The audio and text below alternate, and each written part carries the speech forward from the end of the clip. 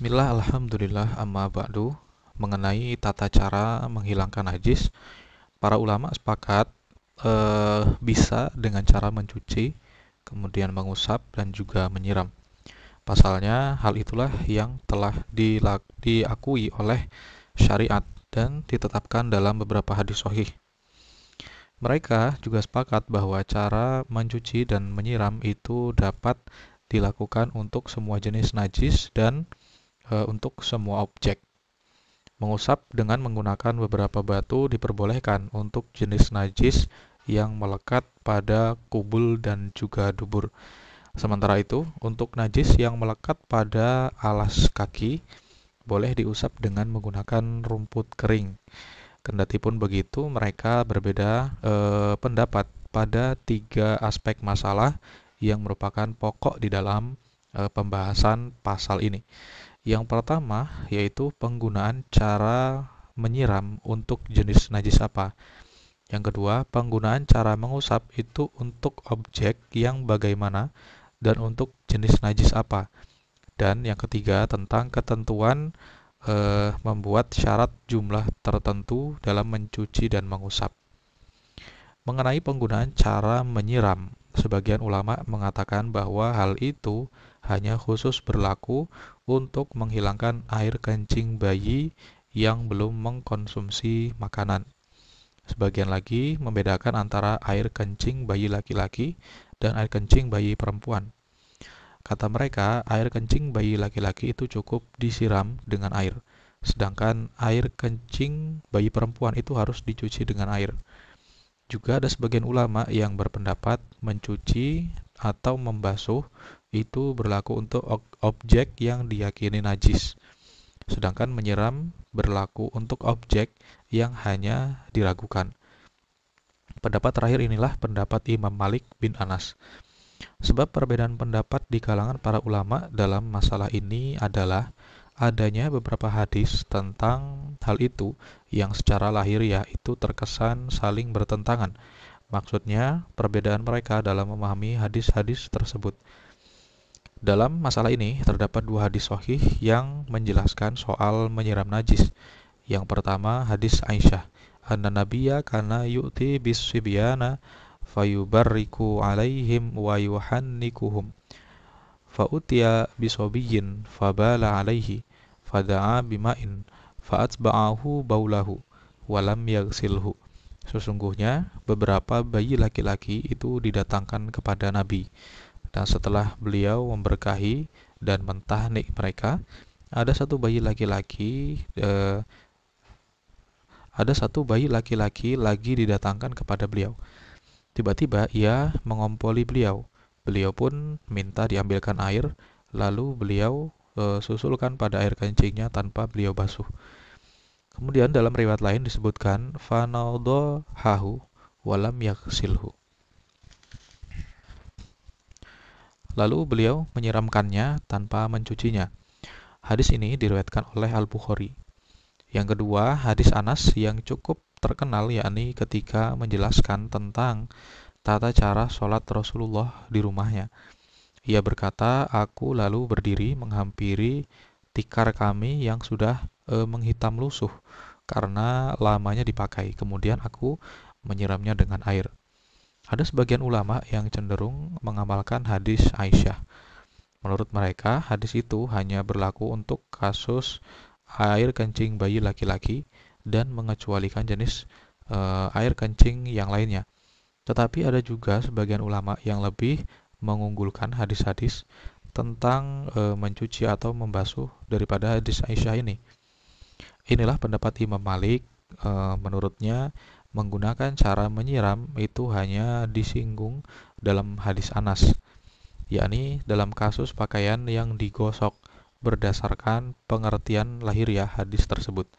Para ulama yang membedakan antara air kencing bayi laki-laki dan air kencing bayi perempuan berpedoman pada hadis yang diriwayatkan oleh Abu Dawud dari Abu As-Samah, yakni sabda Nabi, yusalu baulul jariyati wa yurashu baulus sabiyyi. Air kencing anak perempuan itu harus dibasuh, sedangkan air kencing anak laki-laki itu cukup disiram. Adapun para ulama yang tidak membedakan keduanya berpendapat pada qiyas atau sebuah analogi yang menyamakan perempuan dengan laki-laki sebagaimana yang ditetapkan dalam sebuah hadis sahih. Tentang penggunaan cara mengusap untuk menghilangkan najis, menurut sebagian ulama boleh dilakukan pada semua objek, asalkan wujud najisnya itu dihilangkan terlebih dahulu.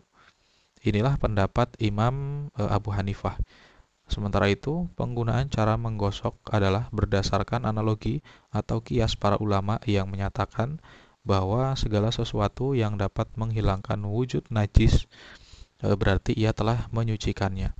Ada sebagian ulama yang hanya memperbolehkan penggunaan cara tersebut hanya dalam objek-objek najis yang sudah disepakati, yaitu kubul, dubur, ujung kain wanita yang menyentuh tanah, dan khuf. Caranya dengan menggunakan rumput kering, bukan dengan kotoran binatang yang kering. Inilah pendapat Imam Malik, kata mereka hanya objek-objek tersebut yang disinggung dalam syariat. Adapun dalam objek-objek lain, penggunaan cara seperti itu dianggap tidak cukup. Tetapi ada juga sebagian ulama lain yang mengatakan penggunaan cara mengusap juga itu berlaku pada objek-objek yang tidak disinggung di dalam syariat. Kemudian selanjutnya, sebab perbedaan pendapat di kalangan para ulama dalam masalah tersebut bertolak dari sebuah pertanyaan penting, apakah hadis-hadis yang menyebutkan tentang penggunaan cara mengusap ini sebagai rukhsah atau memang ini merupakan ketetapan hukumnya.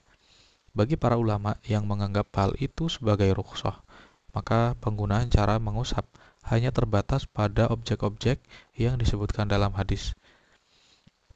Artinya objek-objek lain tidak bisa disamakan dengan objek-objek tersebut. Sebaliknya, para ulama yang menganggap hal itu sudah menjadi sebuah ketetapan hukum yang sama statusnya dengan penggunaan cara mencuci atau membasuh, maka mereka pun mengecualikannya.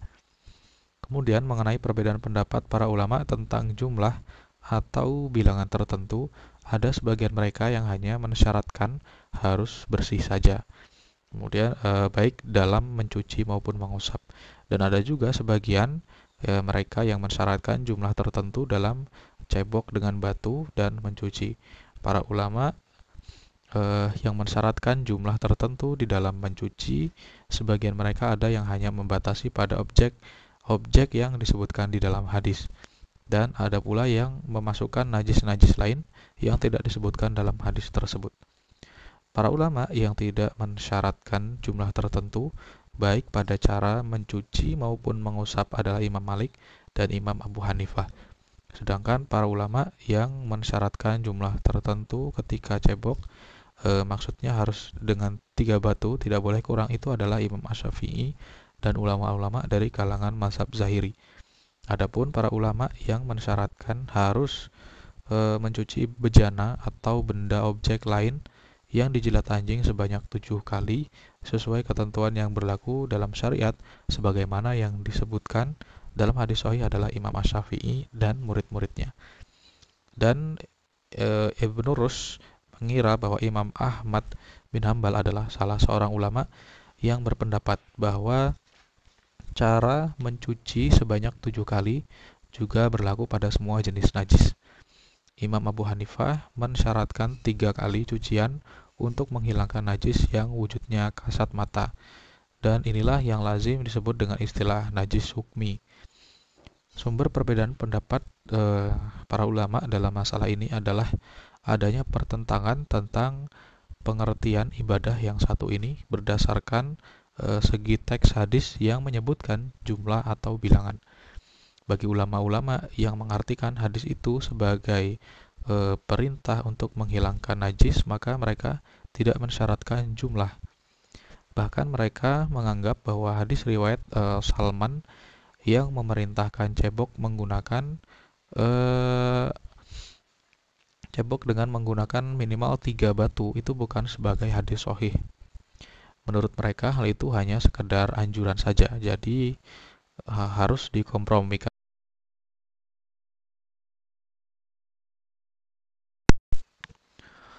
Jadi harus dikompromikan antara pengertian dari syariat dengan pengertian yang didengar dari hadis-hadis tersebut.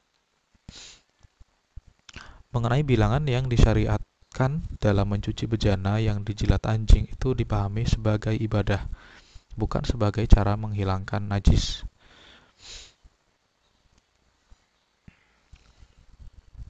Seperti yang sebelumnya telah dikemukakan dalam pendapat Imam Malik. Kemudian ulama-ulama yang menolak pengertian secara rasional terhadap beberapa hadis yang terkait dengan masalah ini membatasi jumlah cucian itu hanya pada objek najis dan pada kasus yang disebutkan dalam hadis. Jika harus mengunggulkan pengertian lahiriah hadis daripada pengertian rasional, maka konsekuensinya adalah semua ketentuan mencuci praktis berlaku untuk semua jenis najis sesuai ketentuan yang ada di dalam hadis. Adapun dasar yang digunakan oleh Imam Abu Hanifah yang mengharuskan 3 kali cucian dalam menghilangkan najis adalah sabda Nabi, "Idza staiqadha ahadukum min naumihi falyaghsil yadahu thalathan qabla an yudkhilaha fi ina'ihi." Apabila salah seorang kalian bangun tidur, hendaklah ia mencuci tangannya 3 kali sebelum ia memasukkannya ke dalam bejana. Wallahu a'lam bishawab.